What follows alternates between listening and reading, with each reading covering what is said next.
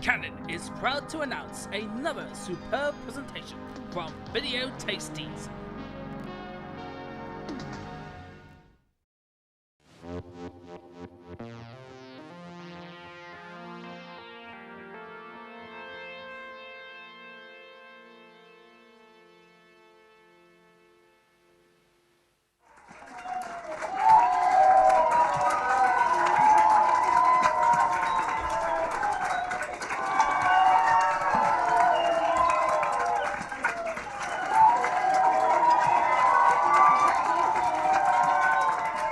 Anyway, I was just saying, welcome, Jim Dowdall. Thank you for doing this. Thank you very much. My pleasure. No, it's a lovely place you got there. I was going to ask you, because you mentioned in the book that you bought a farm, and then I wanted to see why you bought a farm back in the 90s? It was in the 80s, actually. Oh, in the 80s. I can tell you exactly why I bought it. Right. When I was visiting the estate agents, I said, I want a barn with a house attached. I want a barn for my toys, my motorbikes and my Jeeps. And, I had a thing called a duck in those, the big amphibious truck that the Americans had during the war. Nice. And I wanted somewhere to keep those. And I wasn't really, I was a single man then. I wasn't interested in the house, really. I just wanted a barn. So this place has got the most fabulous barn, built in 1590. Oh, right. And it's all built of old oaks timbers, and it's it's absolutely fantastic. But it's big, and I can get all the toys in there. And it had an owl window in the top right hand corner, and I used to breed barn owls, and the barn owls have flit in and out of there. I mean, it's just nice, beautiful. Do I want to be in London? Not as long as I've got breath in my body anymore. I bet you get lovely swallows nesting in there in the summer and everything. Yes, we've got house martins. I've got about 10 in there at the moment, all learning to fly, doing circuits and bumps around the thing, crapping on everything. So I have to put all sorts of things over the vehicles. Right. But I'd rather have them in there because it's a real sign of spring. When they arrive in there, the weather's going to improve, and when they bugger off, it's time for your warm jackets. And it is, yes. I grew up in the country, so yeah, I was quite used to seeing them all around. It's proper summer when the swallows are all in the fields. That's it. And here we are. But yeah, even you got a nice day. We got a nice day now. Had a thunderstorm warning earlier, but yeah. Now we see. Where are you? You're in London. I'm in Weston-super-Mare. Oh, let's say it's quite posh down there. Weston-super-Mare. Okay. I don't know it that well. I just remember going to the beach races there. Yes. Once a year with Dave Bickers to go and watch Dave Bickers. Probably that name doesn't mean anything to you. I'm not into the motorcycles, but yeah, we hear them the whole weekend, and it's like there's a Dave swarm. Bickers was very well known in the film business. For a start, he was world champion scrambler in the 60s, and then later he became a stunt engineer. And you will see now on virtually every major production in this country, tracking vehicles, stunt preparation is all done by Bickers Action. Anyway. Dave Bickers used to race down there, and I used to watch it. But that's my only connection. It's the only time I've been to Weston-super-Mare was for all that noise down the beach. That's your moving fault. Swiftly on. What's in your barn at the moment, vehicle-wise? What have you kept? I've got my daughter's Jeep. She's into the World War II Jeeps. I've got my own Jeep, which I've had since 1970. I've got my 1942 Harley Davidson military. I like military shit. I've got two German sidecar outfits, a BMW and a thing called a Zundap. Okay. Which you probably never even heard of, have you? No. Well, Zundap and BMW used to be like Harley Davidson and Indian, or BSA and Triumph. They used to build the same sort of machine, and they were in competition with each other, but in Germany. And they both built machines for the German army before the war, and then they built this particular type of sidecar, which is two-wheel drive. So you've got a driven sidecar wheel with it. So it could take three clumping great Nazi soldiers. You have to call them Nazi now. We're not allowed to call them German, are we? The PC world we live in. And all their kit and a machine gun and spare knickers and things across country. And it had reverse gears as well. A beautifully sophisticated machine. Done thousands of miles on them, and they're just fabulous. Anyway. So those are, but the rest of the stuff I've got rid of now. At my age, I recognise that my springtime is limited, and I don't want to be climbing in and out. I got rid of my duck; it's too difficult to climb into, and I had a tracked motorbike, Oh, German right. Army tracked motorcycle called a Kettenkrad, and I sold that about 2 years ago because I got it. You had to climb into it and climb out of it. 2 years ago, I was climbing out of it and I tripped and I fell flat on my face in the field. And I thought, this is undignified. This is time to put it on the market and move it on, which I did. Yeah. No, that's a shame, but yeah, I can understand why. Because I was speaking to Rocky Taylor last year at his films and everything. Yeah, of course, you worked together a lot. Oh, we did many times. Yeah, Rocky and I established a really good relationship when we did a film called Flash Gordon. Uh-huh. Did he talk about Flash Gordon? No, I didn't. Oh, well, we I did. saw it in your book. Did you see the film?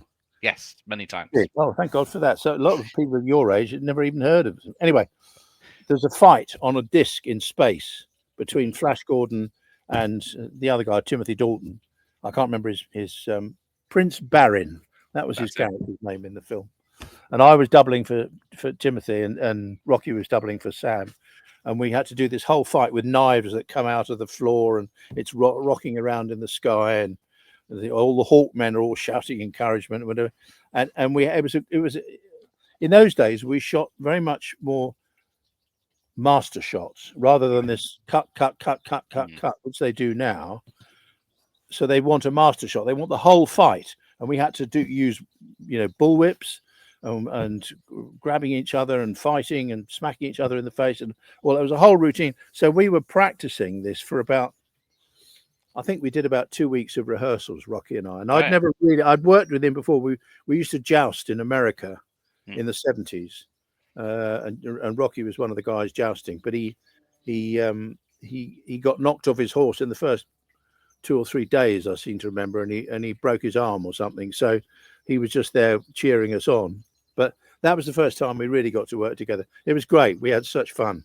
We had a fight coordinator called Bill Hobbs, and we took the piss out of him mercilessly.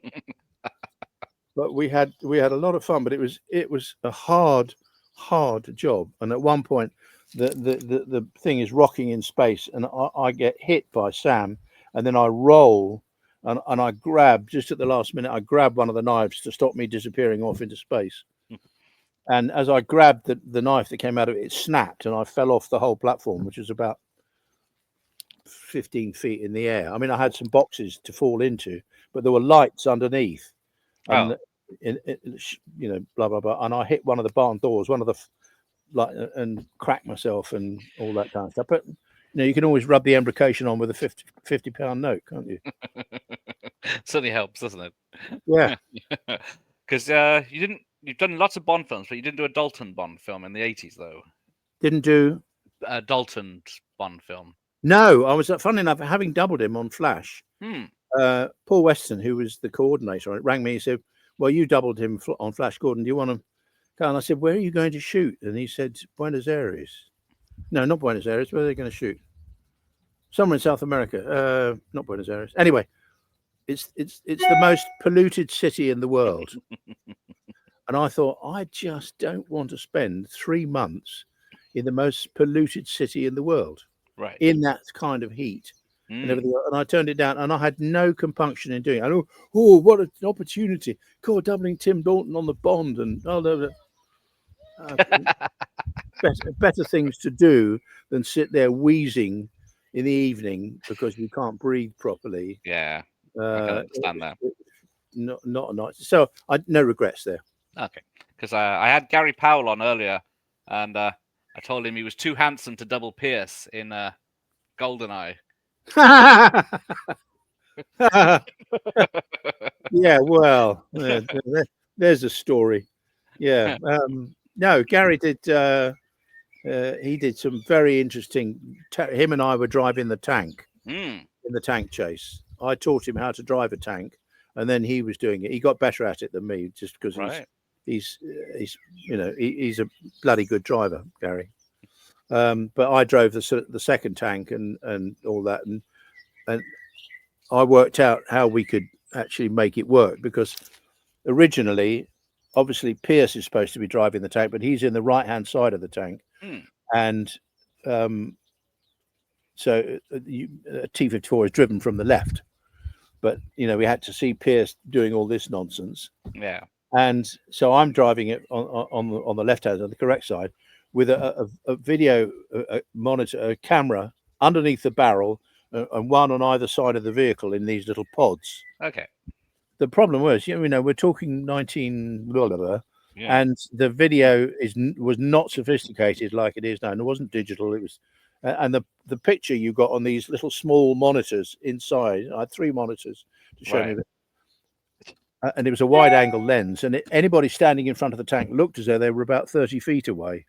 Okay. And if you forget that, and you're driving 32 tons of tank at 25 miles an hour, and it isn't going to stop on a sixpence. No. So I spent a whole morning with a gas axe cutting out a piece of the armor in the front so that I could actually get a 3-dimensional perspective. Right. And then we covered it over with bits of net and bits of old shit, so you wouldn't know it was there. But the armor, honestly, it was that thick. And I still use a piece of it for the paperweight in my office. But it was a fascinating experience, working out how to get the tank to slide by putting different combinations of fluid on the deck, and some of it we added fairy liquid, and sometimes we put paraffin, and just to see which would get the most slide out of it, because then you've got to recover from the slide, and you've got to get it back. Yeah. And that was fascinating, because the tracks on a Russian tank that are all steel. They don't do rubber track pads like we do in this country. Okay. So we had to alter that, and we had to use British Chieftain tank tracks, which involved getting different size sprockets made and all that. And then they were a bit too wide, so I had to cut off the inside bit again with the famous gas axe. Spend a whole day cutting off the little horns so that they were. But then we've got rubber track pads, which you could then change if they got worn. But the Russian authorities told us that if we were going to go and drive this thing on the streets in St. Petersburg, which we were, we had to have rubber track pads. Right. Because they were worried that it was going to smash through the manhole covers, and which is fair enough. Yeah, well, yeah. But they were paying the Russian authorities. I can't remember what it was, but it was just something like $1 million or $1.5 million as a location fee for us shooting in St. Petersburg. And then one Sunday we were all ready to go, and they said no more shooting today. Oh. Guess who was the mayor of St. Petersburg at that point? Does it begin with a P? Yes. Yeah, the man himself. Yeah. And Tony Way, the producer, went round to his place, knocked on the door, and said, "Here's 10,000 in dollar bills. Make the phone call, and we're going to keep it." He took the 10 grand, and we carried on filming. Seriously.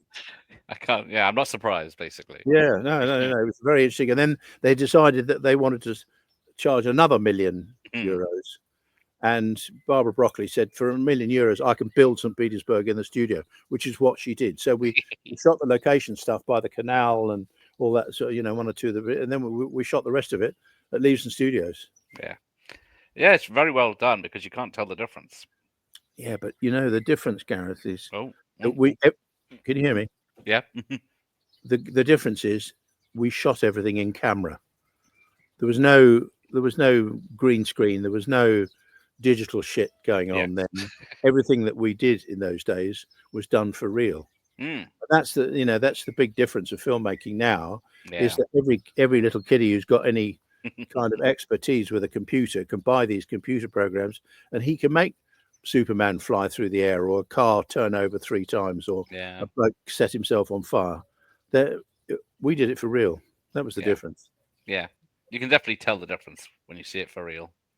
It has a texture to it, which they still can't reproduce. People still, and in the making of films, which they still want to know that the stunt guys actually did the job, or that Tom Cruise, it was him, and it wasn't just a digitally created image. Because they see the modern films, you see the making of it. It's like we added a car here, this car flying over here. Ridiculously, Fast and Furious, driving a car out the back of a Hercules, 10,000 feet, and they're doing a fight in the back seat.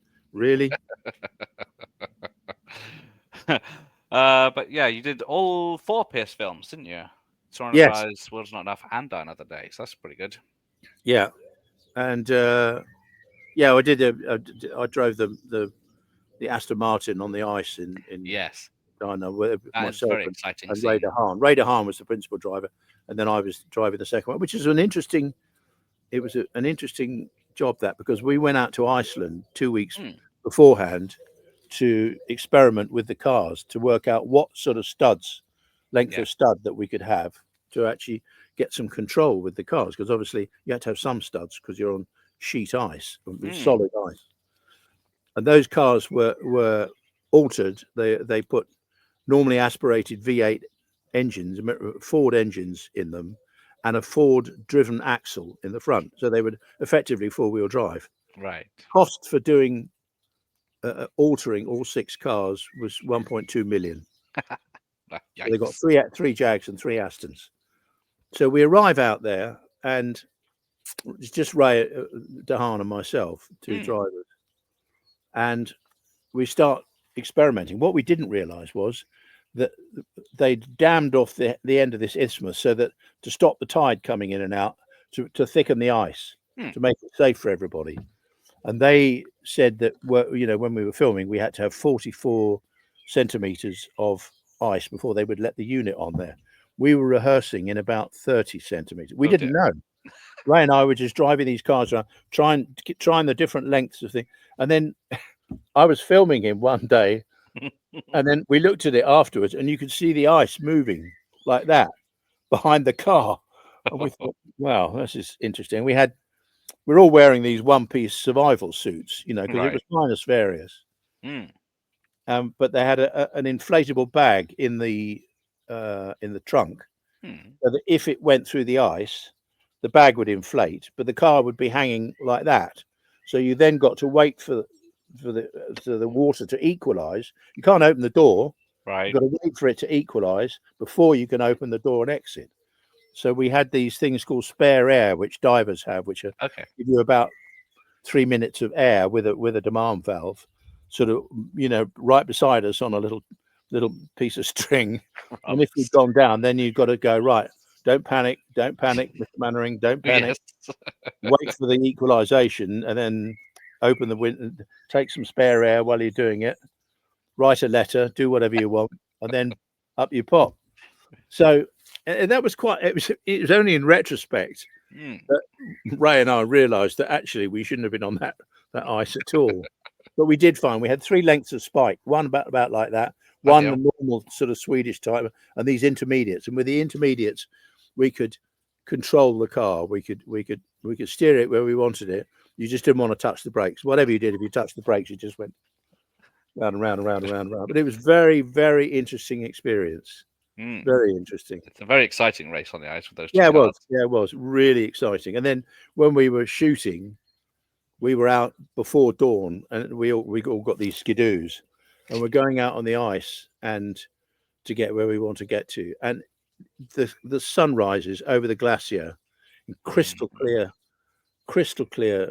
mornings, just nothing but stars, and then they begin to fade, and it was probably minus 15, minus 20, and freezing cold, but the beauty of seeing that every morning.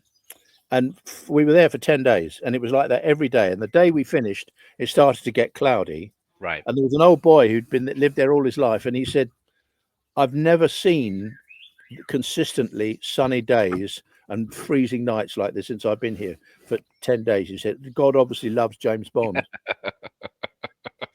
Yes, he does. But it was great. Okay. It was great. Because, your last one you did was Skyfall, where you were the arm car, is it? Or was it? No, I didn't do Skyfall. Oh, okay. So didn't work on it. Okay. No, I didn't do any of the Daniel Craig ones. I don't know. It's because I did a film with him called Enduring Love. 20 years ago, and I had him under a hot air balloon on a line going 200 feet in the air, and I thought maybe he's decided he doesn't want to work with me anymore. I don't know. Yeah, I've seen that when it came out, but that's before he did Bond, isn't it? Yeah. Well, it was a very, very interesting stunt we did on that with a guy falling from. Yes, He's hanging on the rope and he drops away, and it's all in one shot, and you see him hurtling towards the ground with his arms waving and everything else, and you cut just before he hits the ground. right. And we did that for real with a special device. I'm not going to tell you because you want my job, but we used a new piece of kit that we just bought, and it's Nice. to me it's a fabulous shot. But most of the kids today think, oh yeah, well you did that on green screen, didn't you? Yeah, that's the trouble, isn't it? It's too good. How the hell did you do it? Have him falling and hitting. Yeah, it's a shame because well, you mentioned in your book that you have to audition or sort of to be a stunt coordinator. You have to go and meet the director. Right. So you could call that an audition, yeah. On a film, maybe. I mean, unless you've worked with the director before, in which case he might, go right. I want, Charlie Frank or whoever it is. But most of the time, you need to go and meet the director, and then they decide if you're the right type, or you get on with the director. And once or twice, I've not worked on things because I've met the director and thought, I think this person is a 24 carat whatever, and I think it shows. And also there are one or two films that I could have gone, I was asked for, and I read the script and I thought, this is shit. Okay. And it's very nice to be asked to do a 10-week job, but I turned one down years ago that Gary Powell did, funnily enough, when he was trying to sort of work his way up as a coordinator, and did a job in Prague, which is all about vampires. I think it was called Chocolate or something. And it was 10 weeks of nights in Prague in the winter. Oh. And the script was rubbish. It never came out. It came out, it went straight to DVD and disappeared into the depths. Never came out in the cinema. It was just nonsense. Okay. And I remember going to the production manager, who I knew quite well, and I said, you know what, really, I'm getting on a bit, and I don't really fancy 10 weeks of nights wrapped up in the middle of Prague. And secondly, I think that the script is, I didn't say it was crap, but I said it's not, it wants an awful lot of work somewhere. And he took offense to that anyway. So we agreed to part on that, and I've never worked with him since. And I think you might be mistaking me for somebody who gives a shit, There you go. I see you worked on some of my favorite 80s films that probably aren't discussed much. Biggles, Adventures in Time. Oh, yeah, that was that's when dinosaurs ruled the earth. It was 86. Yeah, Jerry Crampton, who was the stunt coordinator on that, and I used to work with him quite a bit. I first worked with him on The Dirty Dozen. That's in 1960. It was my first film. Yeah, and did several films with Jerry, including The Eagle Has Landed. He was the stunt coordinator on that. Okay. But he asked me, said, "I'll come out and do some stuff on Biggles." But we were just hurtling around on a battlefield, being blown up all the time. It was, I wasn't nothing great about that. Whereas we did a film called Force 10 from Navarone with Harrison Ford. Right. Boy, was that a turkey. Edward Fox and various bits, and we were filming in place Montenegro, in what was then still Yugoslavia, just before the war out there. And it was winter. It was February. It was bloody freezing, and we were supposed to be being attacked by these Chetniks, and we're being blown up. So the place throwing grenades and whatever. So the special effects guy had dug these pits to put the explosives in, and what they do is they put like a steel cone, like an upside down traffic cone, made of steel, and they put the explosive in the bottom. Then they put maybe some petrol, and then they put some burnt cork and bits and pieces to give the idea. But he wasn't bothering with that because it was too much trouble to dig into the frozen ground. So he was just digging out a little, about that sort of depth. Oh. Then putting the explosive and the bits and pieces in. Of course, when it went off, it picked up stones and dirt and everything. and this special effects guy was called Carly Baumgartner, right? And he was he was literally like that. And we used to call him Carly Boom Boom because he would load up the explosives, and then as we were jumping over the thing, he would fire it, but he would always fire it just before you got there, so it would engulf you, right? And we said this is getting really dangerous because I had a stone came up and it cut me here and here. If I'd been looking down, it would have taken my eye out. It literally was coming up in a dead straight line there. And Terry Walsh, one of the other guys, it had one, and it pierced his bum about that far from the business, and we had to dig it out of his arse. Ow. And we said we're not going to play this game really. So we went down to the town and we bought bell pushes, and then we got him to connect the bell pushes that was the exploder, so that we would jump over where the explosive was, and as your foot hit the bell push, then it would block. So you knew exactly as you hit the bell push, you were going to react to the explosion, but you knew it was going to be behind you. Clever. And I did exactly the same thing on Enemy at the Gates. Okay. I had some German stuntmen there, and I had all these Russian extras. Dear God, I think about the Russian extras when they auditioned these extras. The director wanted real Russians, and there's quite a large Russian population in Berlin.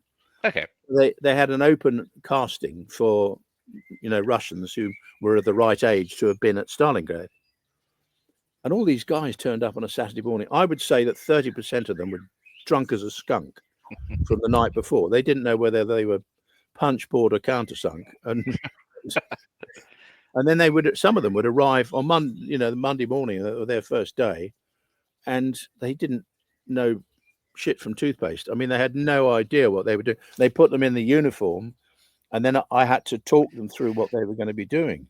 Right. And I had a Russian translator who spoke German, and she was Russian, and she spoke English, and she would explain to them, and then I would say, now get them to tell me what I've just told them. So let's see if your translation is up to speed. Makes sense. Excellent. So we do that, and then they had to be running across this big clear. I don't know if you've ever seen the film, have you? Enemy at the Gates. So they're running across that clear right in the beginning there, where we first meet Jude Law, and so I've got 150 extras, some of which are still hung over and don't know whether they're punch board or countersunk, and and I've got areas where I've got explosions going off, and I'm using the German stunt guys. Right. So I've built paths with high vis tape, which the camera can't see. Okay. Told the Russians, you have to stay to the left or the right of the tape, and the stunt guy will run up in the middle, and he will jump over the hole, push the bell push, bang, and there will be an explosion there. Right. And it worked because if you remember that opening sequence, it's a long shot of them all running across the square, and then we see but it's a master shot, and we shot that on the first day of the film. Nobody knew each other. I mean, it's just mad to do a master shot like that on the very first day of filming. Nobody knew who anybody was. Anyway, we did it, and every morning, because 1 in 5 guys had a rifle with blanks. That was the idea. They were going to run across until he got killed, and then somebody else would have 5 rounds in their pocket. This is what happened for real. Yeah, apparently, He would put the rifle up and keep going. So 1 in 5 guys have got the rifle. So I'm trying to explain to them what a blank round is, and they're going, "Oh yeah, it just goes bang," but it doesn't. You get a full charge rifle blank, and it'll blow the toe cap off your boot. It'll certainly blow your, if you pointed it in somebody's face, you've got a good chance of killing them. Oh right. So what I used to do every morning before we started, I'd have a different bit of fruit, a melon, a grape, or whatever, and I put the muzzle of the rifle up to it, and I'd fire the blank, and it would vaporize it. And then you'd hear pennies dropping all over the place. These guys suddenly thinking, oh, it doesn't just go bang and it's all safe. Yeah, it's a very different deal, and you had to teach these guys based on the lowest common denominator. And by God, there was some knuckleheads there, but it was a very interesting experience. I bet. Lovely. another war film, Top Secret, in 1984. Oh my God! Imagine more when dinosaurs ruled the earth. Top Secret was fun. Oh, good. Stunt coordinator on that was a guy called Joe Powell. Joe Powell was an ex-World War II commando, decorated commando, and was kind of my godfather was a commando brigadier, and Joe had served under my godfather during the war. So we had a very sort of special connection, and he was a guy who really got me into the stunt game. The, smoother. And I first met him on Where Eagles Dare. Okay, yes. Because he was doubling for, I think he was doubling for Richard Burton, or no, that was Alf Joint. He was doubling for the other guy. Anyway, yeah, he was a stunt coordinator on it, and it was just fun because we went there. We didn't realize it was a comedy. Okay. We went there being all sort of serious and butch and macho, 10 feet tall, bulletproof and invisible. And all of a sudden, it's for laughs. So we see all various, and it was great fun. Great fun. Sometimes I wonder that we got paid for running around doing that. It was good fun. Yeah. Where can we see you in it? Yes, once or twice. Okay. Yeah, but I mean, don't blink. Okay. Those are the days when we used to have some very big calls on shows, and there'd be a lot of stunt guys there. And we did a film called Victor Victoria. Oh yeah. With Julie Andrews, and we had to do a fight in a transvestite club. Did you ever see the film? I haven't. No, I've heard of it though. It was. It's Blake Edwards' film, isn't it? Blake Edwards directed it, yeah, and we had to do this fight in a transvestite club. I didn't know what a transvestite was at that point. I was completely naive, and Right. because it was blokes dressed as we were all in the same changing rooms. So okay, what's this bloke putting a dress on? What's going on? And all that. And then they got 2 or 3 of our stunt guys, all of them ex-boxers with all that, and they did them up with these long silk dresses, Right. just as a giggle. And it was hilarious. It was very, very funny. We had Gary's father, Nosha Powell. Nosha Powell. Nosha was there, and his uncle Dinny was there. Yes. Greg was there, and we were all. Oh, I can't believe we got paid for that shit sometimes. It was very funny. Yeah, nice film. Was it warm at least in a dress? Say again? Was it warm at least in the dress? I have no idea. I didn't have to wear one. Okay. I don't think I would have done at that point.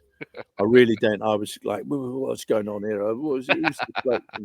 And it was quite frightening because there was it turned out a very, very nice black guy who was about 6'4". Oof, it's tall. And then they put this headdress on him, which was like a chandelier, which went up at least another foot. Right. And he was in a white silk one-piece, long silk dress, and he was wearing high heels. So in total, he was about 8 feet tall.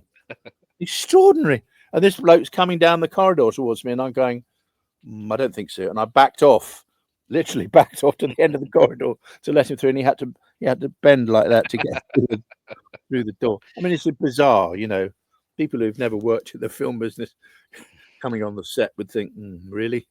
You're all nuts. Well, what was your roles in Personal Services in '87? My God. Yeah, I was the stunt coordinator on that. Yeah. And we did a police raid. Yes. There was a raid on the brothel, and we had to arrest. I can't remember who was it who played the madam. I'm trying to think now. I can see her. Very well known comedienne. Yes. Lovely lady. It was in the winter and it was cold, and we were in the back garden in Streatham somewhere, and we had all these blokes dressed as coppers and chasing all these so-called, hookers and politicians, clients and politicians and things. Julie Walters. Yeah, and we had to be a little bit careful because, they weren't fit fellas. Some of the politician guys were roly-poly guys, and and the girls and things. We had to be careful with guys tackling him because the ground was not that well prepared. Although it was grass in this, there was concrete paths, and nobody had really thought about it. I was called in at the last minute, and they said, "Oh yeah, come and do this little sequence." And again, you know, you if you choose the right people, I've got the right guys around me, and they will look after the actors. If they're going to tackle an actor, they'll swing round and put themselves underneath to take the hit, so that the actor isn't going to fall in the concrete or anything else. And it looks actually more spectacular like that. But you need those. You need a good team round you. Definitely. Yeah. Batman '89, one of my favorite films. Yes, that was a bit of a surprise thing. Eddie Stacey, who was the stunt coordinator, we were doing some other film in Pinewood, and he came round and he said, "Right, guys, you're all working tonight." Oh, all right, okay, I don't mind. Double bubble, night rate, time and a half, and off we went with a whole load of scenes on the streets with cars whizzing about and guns and flashes and all that kind of stuff. And again, I don't remember a great deal about those nights. Sure. I mean, obviously, I knew it was Tim Burton because I did Charlie and the Chocolate Factory for him a few years later, The Man in Black. And that was an interesting experience. But yeah, I couldn't comment really on we were there for a week running about, getting shot and blown up and knocked over by cars and all that mayhem. It was lovely, good fun. I can say that much. Organized mayhem, of course. Yeah, no, organized mayhem. Yes, every move was very, very, very well. Yes. Yeah. Moving on. Some Michael Winner film, Bullseye, with Michael Caine and Roger Moore. Yeah, I thought so. That man was a 24-carat ocean-going arsehole. That's the only way I can describe him. Yes, he didn't give a damn about anybody or anything. It was all about him and his ego and all that. And Rocky obviously told you all about what happened there. I read Rocky's book that as well. day, and it should crazy never have happened. And he didn't give a damn.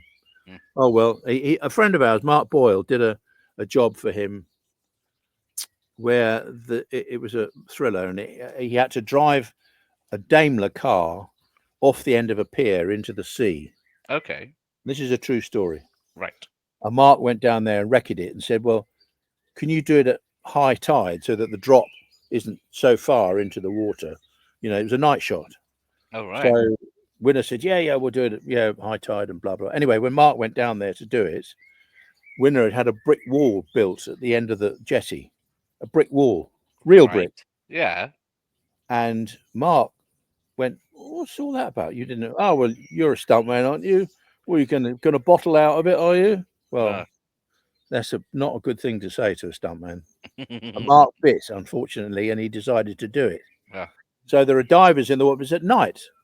It's black. It's like looking up an elephant's arse. You can't see anything. But right. When he goes in the water, he's got bottles with a demand valve. Okay. Wait for the divers to come and find him to take him out. And Winner has deliberately waited until low tide, so he's going to get the maximum amount of the car in the air.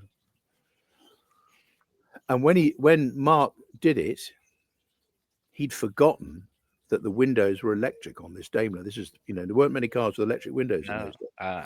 So not only when he's gone through the brick wall, a brick has come through the windscreen and hit him in the face and knocked the demand valve out of his mouth. Oh, shoot. And then he's gone into the water and he's now upside down. And it's quite tricky to do that even in the day. And at night, you don't know where you are, and you have to do the thing with feeling where the bubbles are to know which way up you are, because you just. Oh, right. So Mark's gone in there, and it's taking quite long because the divers can't find him. It's dark as splashes, blah blah blah blah, and they're trying to get down to him and everything else. And after a minute, Winner says, "Well, if he comes up, give him a round of applause. If he doesn't come up, we'll break for supper." Bloody hell. That's a quote. But that's how much Mr. Winner didn't give a monkey's about us as a group of people. Yeah, that's shocking. I knew it was bad, but I didn't think that bad. We did another sequence on Bullseye where he hired a trick cyclist, a guy on a bicycle, to ride backwards down a hill somewhere up in Notting Hill Gate. Right. Riding it backwards. And the Winner kept on saying faster, faster, and the bloke lost control and he bounced off a couple of parked cars and damaged them quite badly. And Winner just said, "Oh, leave a notice on the windscreen and we'll pay for the damage." Now, Oh dear. you know, who knows what the story was with those cars or whether they even ever got that note. Yeah. But what should have happened was that they should have hired cars and just put them down the street there and all that. But you know, no. There was a sequence. It's supposed to be a Highland Games. This is the first time we see Sean and Roger, Connery and Moore up in this is where they introduced. So they advertised locally up there. Come and meet Roger Moore and Sean Connery. Blah blah blah blah blah. So literally about 1,000 people turned up. Right, and it's miserable. It's Scotland. It's pissing with rain and everything else. And they've each got a ticket with a number on it. So they come in, and after and they're going to pay them about a tenner for the day. Okay. After about 2 hours, people start drifting off. They're not interested, going home. Winners then said, "Right, okay, we're now going to have a draw for £1,000, and Mr. Connery will be drawing the winning ticket." So, you got your ticket. They all come back in. Right. Connery does the thing, right, and they give a bloke £1,000. Right. And right. They go, "Oh, okay." So they did that 4 times during the day. Every time they started to lose people and the thing. Right, we're going to have another draw. Back they come. And but they got all those crowd guys. I mean, there were hundreds of them. They got the whole lot for £4,000 because they didn't pay them anything. They didn't even give them a sandwich. Oh, crazy. Yeah, slippery. Yep. But clever, but slippery. But yeah, you did walk with a Connery Bond. Never Say Never Again. Yes, I did. Yeah, that was quite fun actually because we were doing a sequence in the studio. I didn't go away with that one. Right. We were all running around in wetsuits, firing guns at each other and spear guns and all that. I don't remember very much about it, but I know that one of our guys, Val Mizetti, he had a birthday on the set, and I think we got a strippogram or something for him on the set, and it all turned into great hilarity because Roger Moore loved a practical joke. Right. Loved a practical joke. Whenever on Octopussy again and again, they do a scene where he was supposed to come out and shoot or something, and he'd come out and turn on the thing, and he'd have like a heart stuck on his forehead, or he'd got a silly clown's hat on or something, and then you take it off, and then they do it for real. He was always practical jokes, very keen on all nice. That. Lovely guy. And I just remember having some laughs on that set, but the fact that we were in wetsuits all day under the lights, absolutely crucifying. That sort of heat when you're on a set. But that was again, it was probably a week or 10 days work on that. I didn't go anywhere glamorous on it. Okay. What about Connery's Entrapment in '99? Sorry, which one? Entrapment. Now that was fun. Okay. That was a very nice film. And Catherine Zeta-Jones was she'd only just been doing what was that lovely series on TV? Darling Buds of May. Darling Buds of May, yeah. So people knew her from that, but not really that thing. And she was delightful. And we had a real laugh. We went to Kuala Lumpur and we were farting about out there, and it was a very, very civilized thing. And Connery was, ultra professional, always knew his lines, always on time.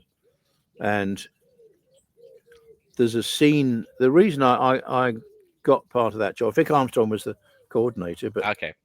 I came in to do a sequence with her where she's doing a walkover backwards on a beam. I don't know whether you remember that. She's up and down on a beam going over back. We had her on a rig. Okay. On a hip rig and a running line there.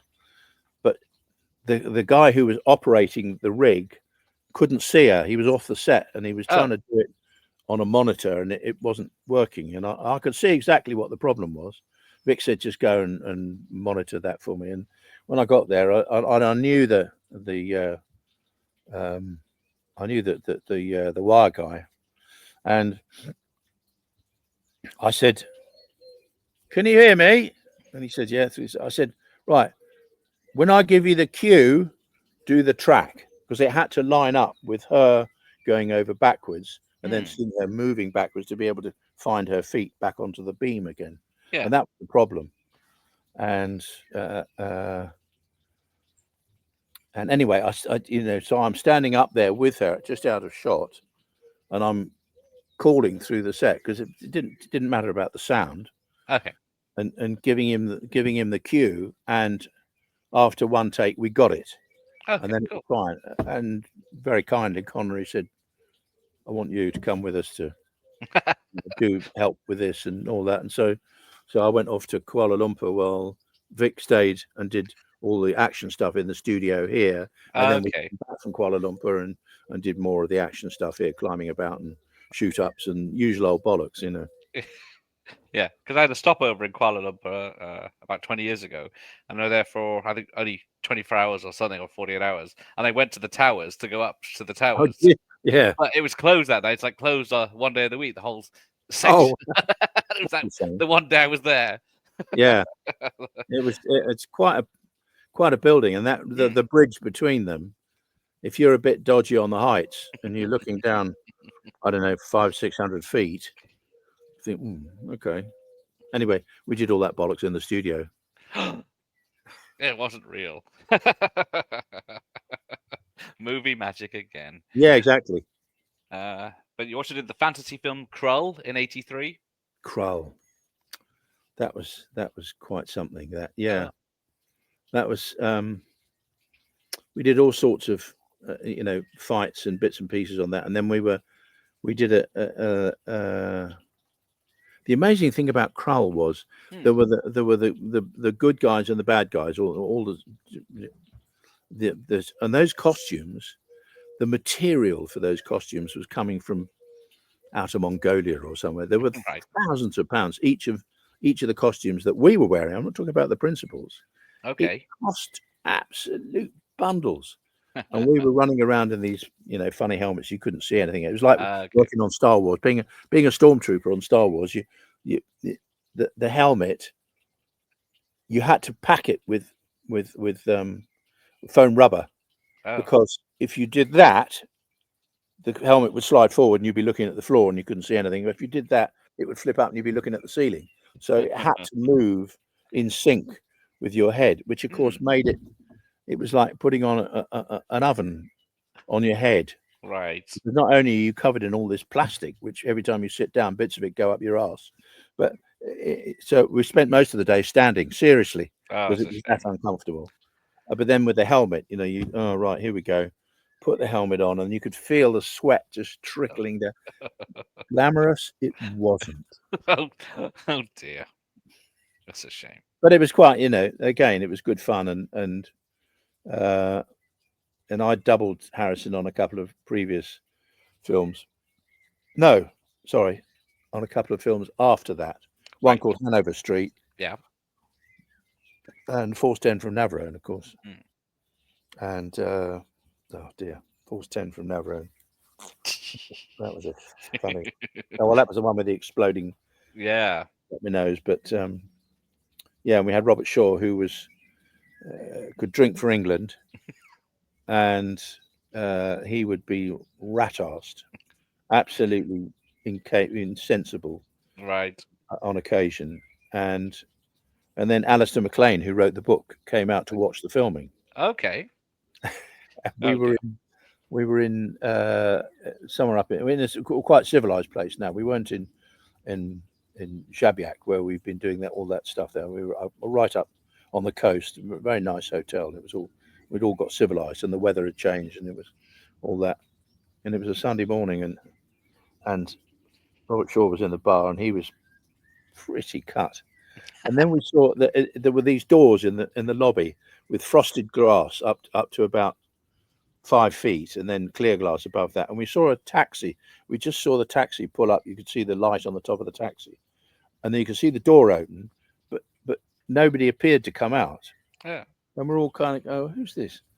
And then the door opens and there's a bloke crawling on his hands and knees. He's got out of the taxi. He's pushed the door open with his thing. He's gone across to the reception and pulled himself up onto the bar. It was Alistair McLean. He was pissed as a rat. So that was the start of it. And he used to come into the bar, and we used to call it McLean's phobia, which is at the point that he actually just fell off the bar stool, because it was a fear of rocket attack in hotel lobbies. That's why we were on his hands and knees. Ah. Sorry, I should be telling you terribly dangerous stories about how we were getting blown up and falling 400. Yeah. Heroes of the hour and all. No. No? Okay. Well, I got two more questions and then one last film, because of course, more World War II with Saving Private Ryan. Now that was a fantastic job. Okay. That was one of those jobs which never forget. I never forget that. It was absolutely superb. Because I'm a World War II nut, I collect military vehicles and I lecture on World War II firearms, blah blah blah blah blah. And finally, there was a film where it was being done correctly. Right. And because I was too old to be an SS man, Simon, the coordinator, said, "Right, okay, well, you'll be driving the vehicles." Oh. So I'm driving the half track. That's the first time we meet Private Ryan. Do you remember he bazookas it? Yeah. And it blows up. Well, I knew the special effects guys very well, and I said, "Oh, look, I'm going to be in there, and you got the charge in the back behind me." Right? I said, "Is it a big charge?" He said, "Yep."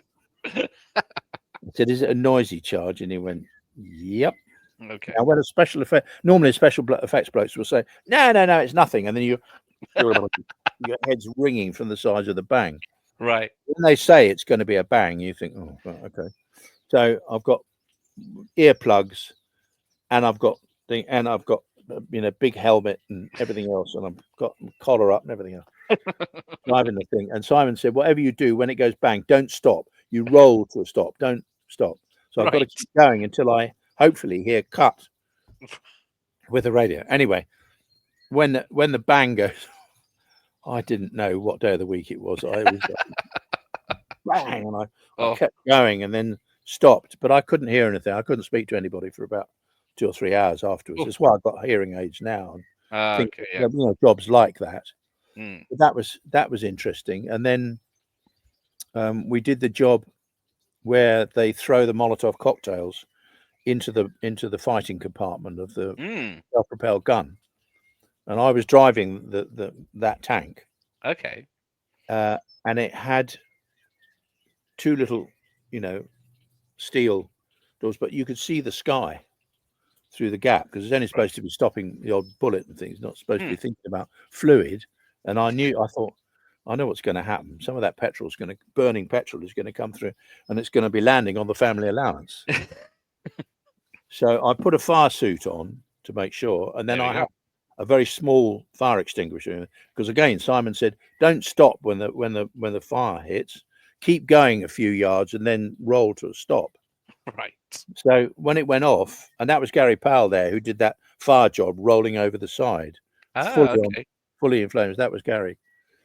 But by then, the burning petrol was coming through into my lap, and I had to keep going. So I'm spraying my family allowance with CO2, which is very, very cold. Yes. To put the flames out.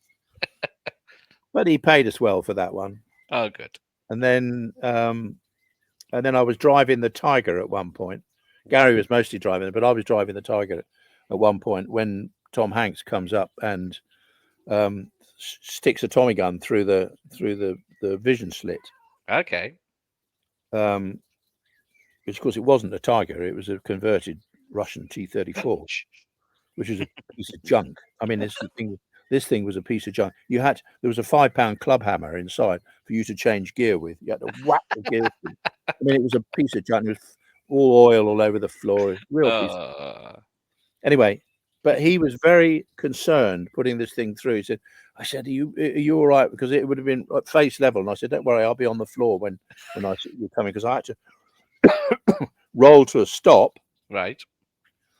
and that track was going to come off. Okay. And then comes up to finish it with the Tommy gun. Hmm. And I rolled over to the side, and then it was a big bang again. I was more deafened on that film than anything. It sounds like it. And then there was another one where the sergeant guy, I can't remember the actor's name, interesting guy, but he fires a bazooka up the arse of this other tank, Right. which again blows up and goes into flames. That was me again. So I was condemned to be, killed again and again. Did someone have a grudge against you or something? Spielberg Yeah. after Last Crusade.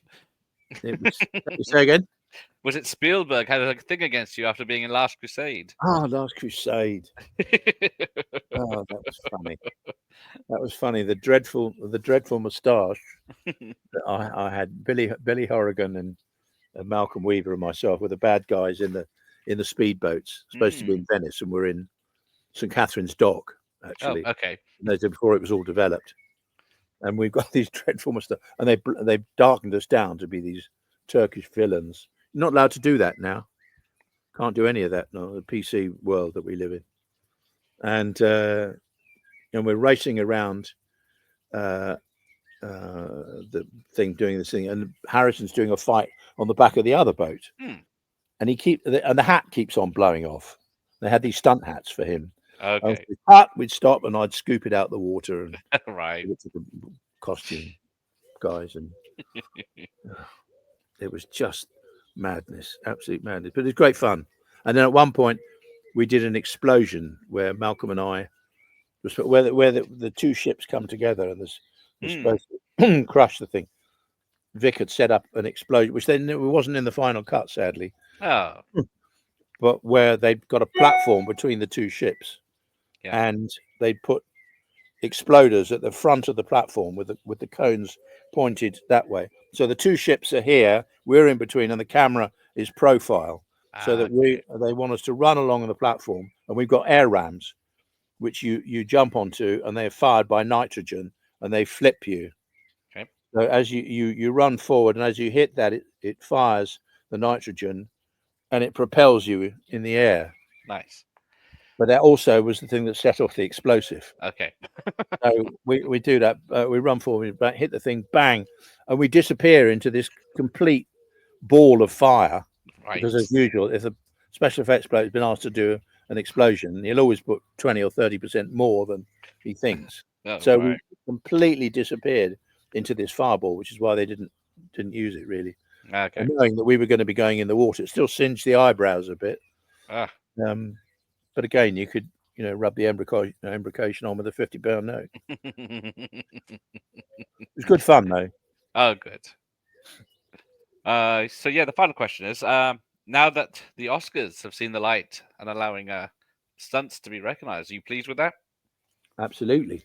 Well, I'm disappointed and sad that BAFTA didn't actually take up the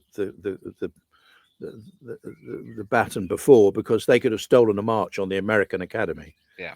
And it came about because the American Academy was being pressured by the stunt guys to have an Oscar for them. And then no. And eventually they said, well, there has to be 100 members of the stunt side before they can actually apply for, recognition. Okay.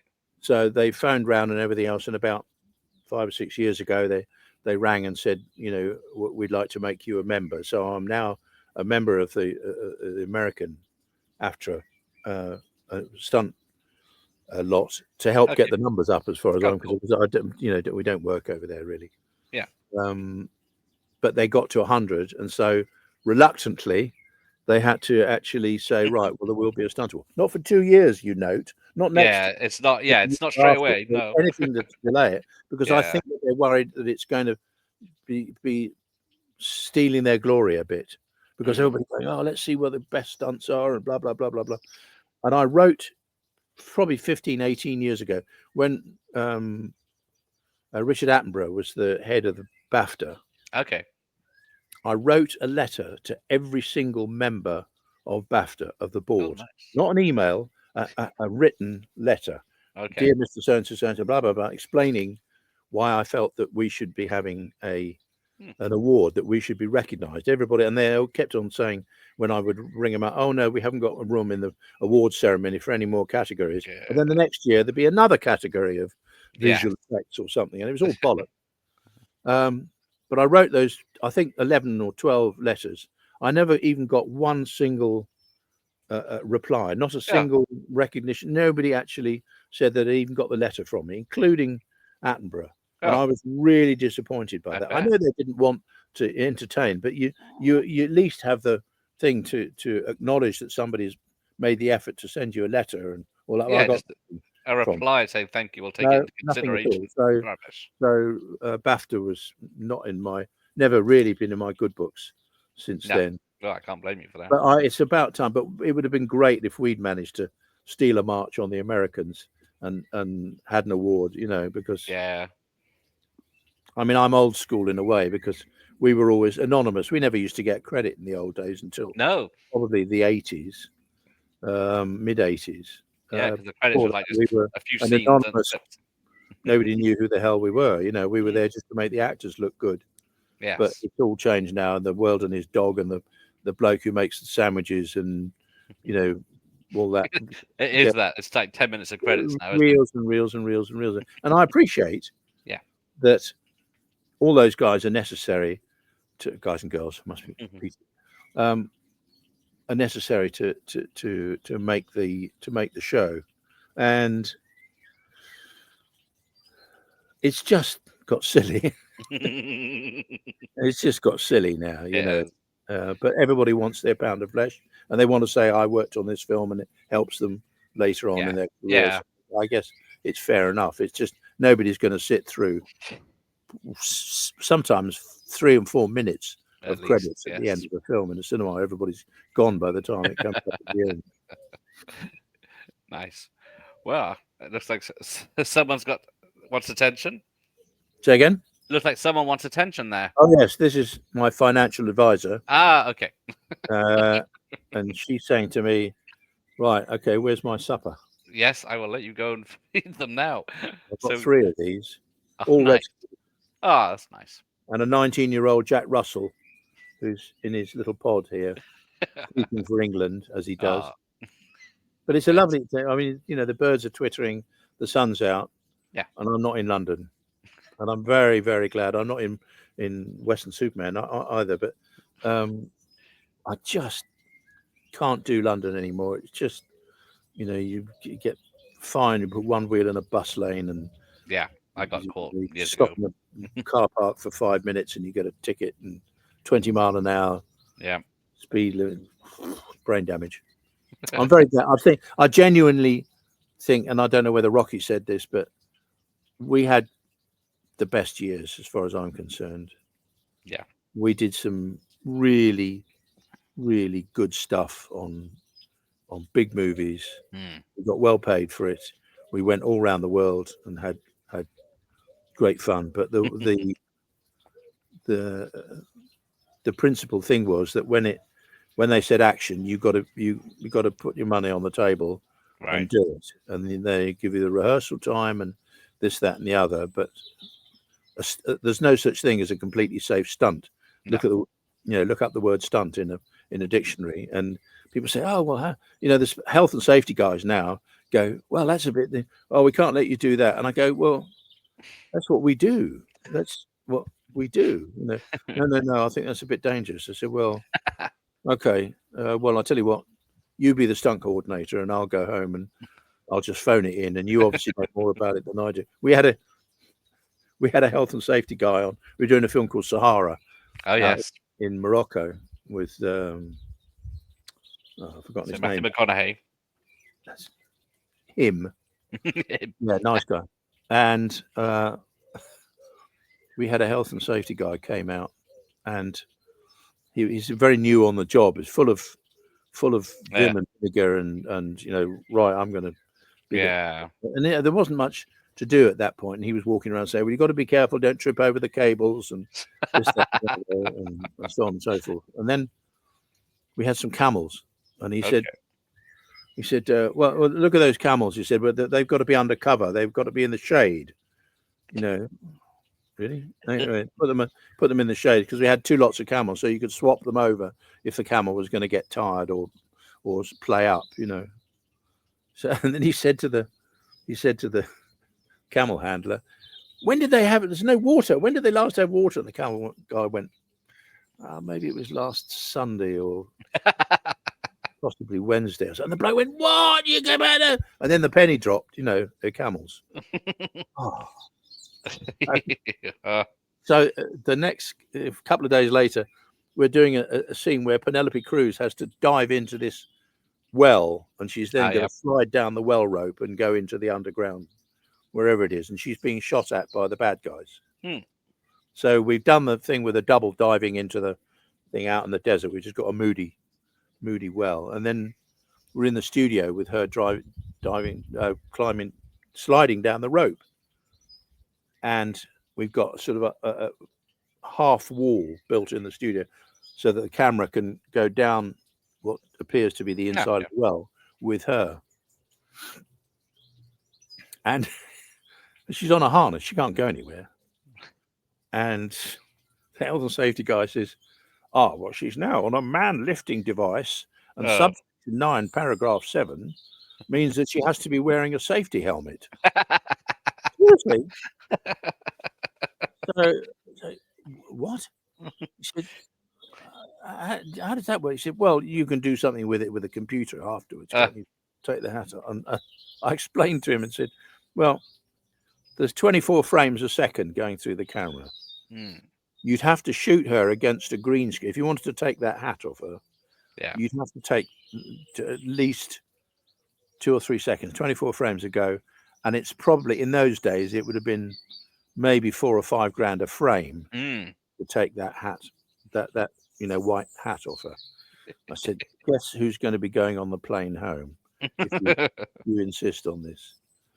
But it's, I used to have it all the time with some of these guys. Some of the health and safety guys are great, and they took the trouble to go on courses and find out what the film business was. Other ones came directly from the building trade and were appalled by some of the things that we were going to do. You're going to set yourself on fire? Well, I've been spending the last 20 years stopping people doing that.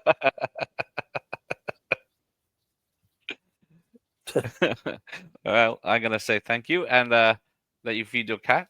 And thank you for all your stunts, basically. I've enjoyed them all. Enjoy the rest of your week. Thank you very much. Thank you. Okay. Toodaloo. Thanks. All the best. All the best to you. Bye.